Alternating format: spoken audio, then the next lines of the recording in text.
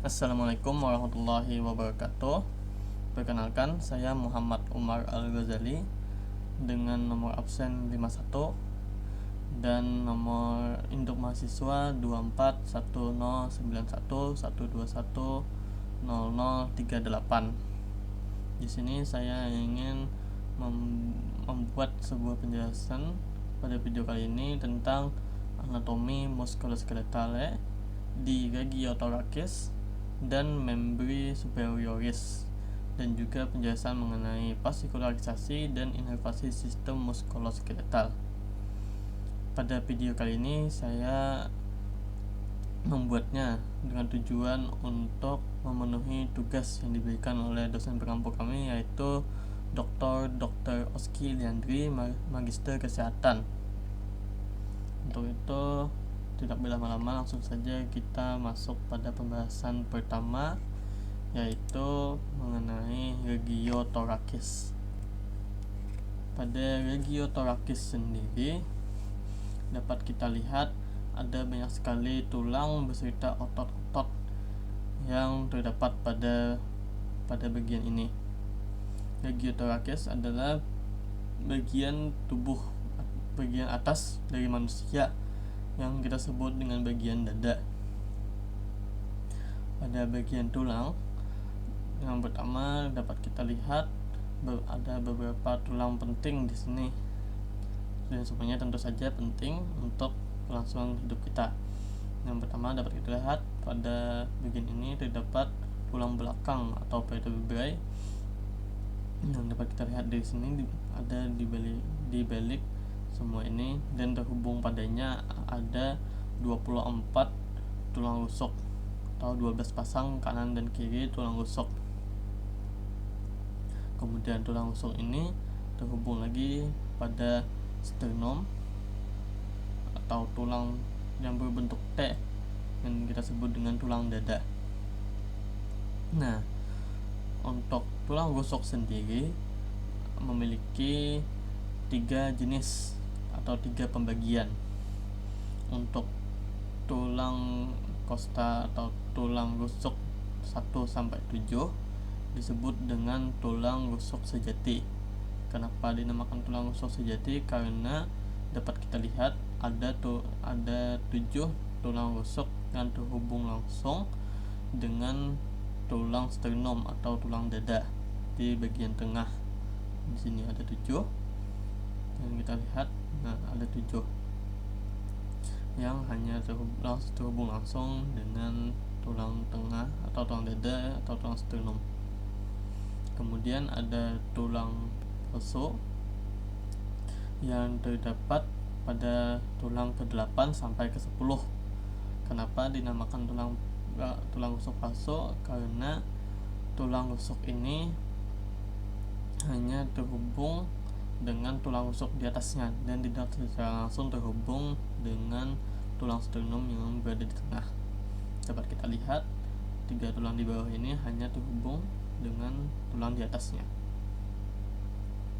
Kemudian untuk 2 tulang rusuk terakhir itu dinamakan tulang rusuk melayang.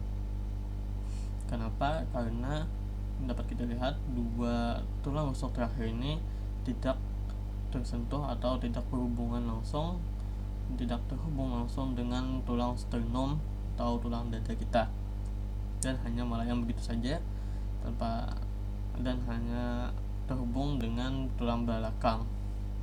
Di sini kita juga ada melihat beberapa tulang lain, ya, seperti tulang clavicola dan tulang scapula, yang mana tulang ini akan terhubung dengan bagian ekstremitas atas atau membri superioris yang akan kita bahas selanjutnya. Selanjutnya pada bagian dada juga ada banyak sekali otot-otot yang terdapat pada bagian ini. Dapat kita lihat pada penunjukan ada banyak sekali, tetapi di sini saya akan menjelaskan beberapa saja. Otot yang paling besar dan paling banyak kita temui dinamakan dengan otot pectoralis major. Pectoralis major adalah otot yang dominan dan besar yang terdapat pada bagian ini, dan pectoralis major ini membantu kebanyakan kegiatan kita sehari-harinya seperti pergerakan dan apa saja. Dapat kita lihat ada banyak pectoralis major di sini. Seperti ini ada otot pectoralis major pars sternocleidomastoides. Di sini ada otot pectoralis major pars clavicularis yang terhubung dengan tulang clavicula. Dan di sini ada satu lagi otot pectoralis major pars abdominalis, itu bagian di sekitar perut sini. Nah, tidak lupa juga saya mengingatkan bahwa kegunaan dari otot serta tulang pada regiotorakis ini adalah untuk melindungi alat-alat vital apa saja yang terdapat pada bagian ini, seperti ada jantung, juga paru-paru dan alat-alat vital yang lain, yang tentunya kita tidak ingin itu dirusak dengan mudah, sehingga ada tulang dan otot yang sangat kuat untuk melindunginya. Di sini kita juga dapat melihat ada otot serratus anterior, yang mana otot ini menghubungkan antara bagian bawah dari bahu dan terhubung langsung dengan tulang rusuk di bagian sini. Jadi ini sangat berguna untuk pergerakan tubuh kita. Mungkin itu saja untuk bagian regiotorakis ini. Lanjut, kita akan membahas mengenai membri superioris. Membri superioris adalah anggota tubuh yang terdapat pada bagian atas tubuh manusia, yaitu tangan kita yang kanan maupun yang kiri. Untuk bagian lengan ini dapat kita lihat pada bagian tulang ada yang terhubung dengan bagian dada, yaitu tulang clavicula dan tulang scapula, yang mana dapat dilihat sebelumnya tulang ini juga terhubung dengan bagian dada. Kemudian ada tulang humerus atau yang kita sebut dengan tulang lengan atas.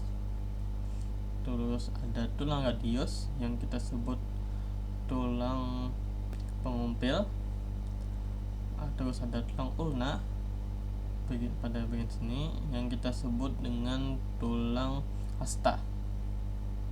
Kemudian ada ossa capri yang disebut dengan, yaitu bagian tulang pergelangan tangan kita beserta sendinya. Terus ada ossa metacarpi, yaitu tulang-tulang yang ada pada telapak tangan kita. Kemudian juga terakhir ada ossa digotorum-manus, yaitu tulang-tulang yang ada pada jari kita. Lanjut, kemudian ada otot-otot yang terdapat pada bagian lengan kita. Di sini kita dapat lihat ada banyak sekali otot yang terdapat pada bagian lengan dan yang terhubung dengan bagian dada kita, seperti bagian sini dan sini.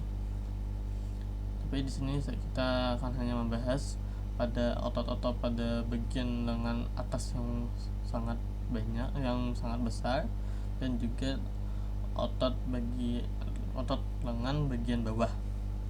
Untuk otot lengan bagian atas ada dua yang sangat penting dan sangat besar, yaitu ada biceps dan otot tricep.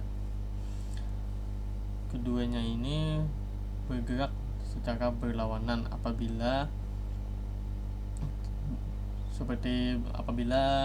bicep berkontraksi, maka tricep yang terletak pada bagian belakangnya akan melakukan relaksasi. Begitu juga sebaliknya, apabila tricep melakukan kontraksi, maka bicep yang terletak pada bagian depannya akan melakukan relaksasi. Lanjut, pada bagian bawah kita akan melihat ada extensor dan juga ada flexor. Kedua otot ini berguna dan berfungsi, memiliki fungsi yang sama, yaitu untuk menggerakkan bagian lengan kita dan bagian jari-jari kita.